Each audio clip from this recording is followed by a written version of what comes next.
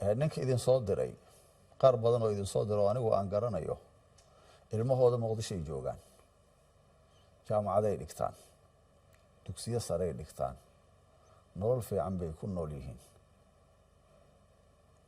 ilmo ay dhaleen uma soo diraan shaqadan waxaan leeyahay baraaruga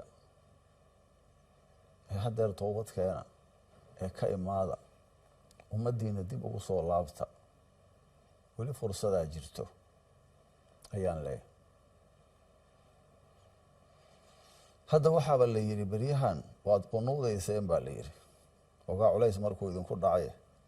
waxaa roon qunuudka inaad ku dartaan ilaahay inuu idin baabi'iyo idinka naftiin waxaad u qunuudaysaan intaa haddaad samaynaysaan